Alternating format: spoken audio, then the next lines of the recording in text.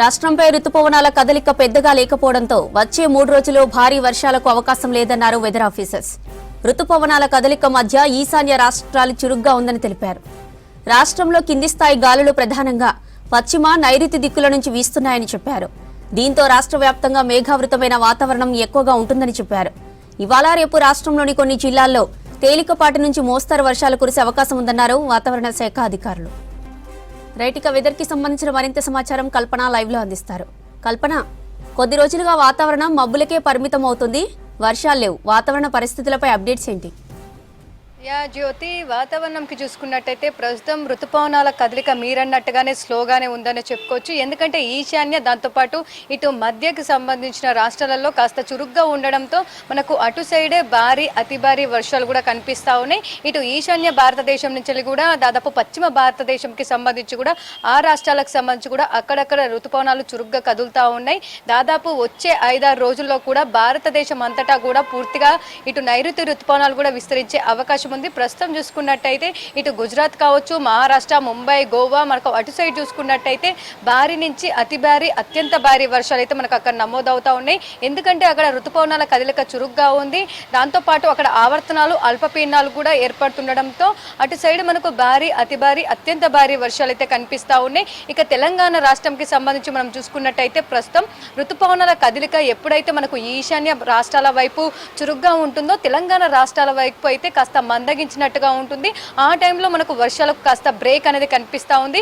అదే విధంగా గత 2 వారాల నుంచి అయితే మనకు పెద్దగా చెప్పుకోదగ్గ వర్షాలు కూడా ఎక్కడ కనిపించట్లేదు. దాంతోపాటు ఋతుపవనాల కదలిక కాస్త మందగించడంతో రాష్ట్ర వ్యాప్తంగా తేలికపాటి వర్షాలు తప్పితే పెద్దగా వర్షాలు కూడా నమోదవ్వట్లేదు. అదేవిధంగా వచ్చే 3-4 రోజుల పాటు కూడా మనకు రాష్ట్ర వ్యాప్తంగా కూడా చాలా వరకు తేలికపాటి నుంచి మోస్తారు వర్షాలు కురిసే అవకాశం ఉందని చెప్పేసి ఇప్పటికే ఇటు వాతావరణ శాఖ తెలపడం కూడా జరిగింది. ప్రస్తుతం ఇటు హైదరాబాద్కి సంబంధించి కూడా మనకు ఉదయం నుంచి మేఘావృతమైన వాతావరణం కంటిన్యూ అవుతా ఉంది. దాంతోపాటు ఈ రోజు జిహెచ్ఎంసీకి చూసుకున్నట్టయితే తేలికపాటి వర్షాలు అక్కడక్కడ నమోదయ్యే అవకాశం ఉందని చెప్తా ఉన్నారు. ఇటు రాష్ట్ర వ్యాప్తంగా చూసుకున్నట్టయితే ఉత్తర తెలంగాణ జిల్లాలు, దాంతోపాటు దక్షిణ, ఇటు ఉత్తర జిల్లాలకు సంబంధించి కూడా అక్కడక్కడ మోస్తారు వర్షాలు కురిసే అవకాశం ఉందని చెప్తా ఉన్నారు.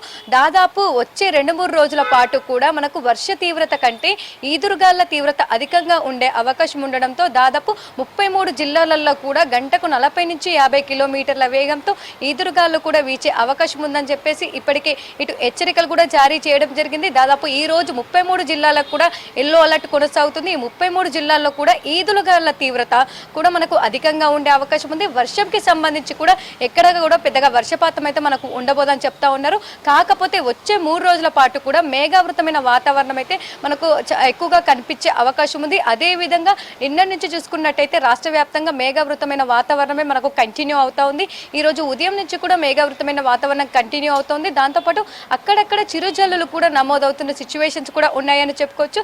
ఇక రాబోయే 3 రోజులు కూడా అదే విధంగా ఉండే అవకాశం ఉంది.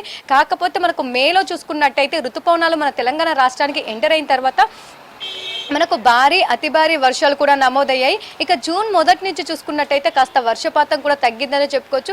ఎందుకంటే ఋతుపవనాలు ఈసారి ఫాస్ట్గా రావడంతో కూడా పెద్ద ఎత్తున వర్షాలు ఉంటాయని చెప్పేసి చాలా వరకు ఎక్స్పెక్ట్ కూడా చేశారు. దాంతోపాటు ఇటు వాతావరణ శాఖ కూడా ఈసారి వర్షాలు ఎక్కువగా ఉండబోతూ ఉన్నాయని కూడా ఇప్పటికే అంచనా వేసింది. కాకపోతే వాతావరణ అంచనాలను తలకిందులు చేస్తూ మనకు జూన్లో మాత్రం మనకు ఋతుపవనాలు అయితే కదలిక కనిపించట్లేదు. దాంతోపాటు వర్షాల తీవ్రత కూడా పెద్దగా ఎక్కడా కూడా కనిపించట్లేదని చెప్పుకోవచ్చు. దాదాపు జూన్ అంతా కూడా మనకు మందకోటి వాతావరణమే ఉండే అవకాశం ఉంది. అంటే దాదాపు తేలికపాటి నుంచి మోస్తారు వర్షాలు తప్పితే పెద్దగా ఎక్కడ కూడా వర్షాలు ఉండబోవని చెప్తా ఉన్నారు. దాంతోపాటు జూన్ మొదటి నుంచి మనం చూసుకున్నట్టయితే కూడా రాష్ట్ర వ్యాప్తంగా లోటు వర్షపాతం అనేది నమోదవుతా ఉంది. అంటే ఎక్సెస్ రెయిన్ఫాల్ కూడా మనకు ఎక్కడా కనిపించట్లేదు. దాదాపు మనకు డెఫిసిట్ రెయిన్ఫాల్లో ఉందని చెప్పుకోవచ్చు. రాష్ట్ర వ్యాప్తంగా దాదాపు లోటు వర్షపాతమే కూడా మనకు ఉండే అవకాశం ఉందని చెప్తా ఉన్నారు.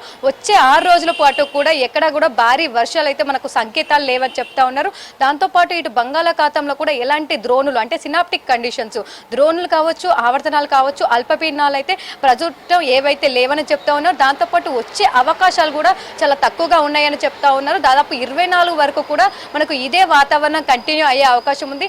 ఆ తర్వాత జూన్ ఎండింగ్ కావచ్చు, లేదంటే జూలై మొదటి వారం నుంచి కూడా మనకు భారీ అతి భారీ వర్షాలు కూడా రాష్ట్ర వ్యాప్తంగా ఉండే అవకాశం ఉంది.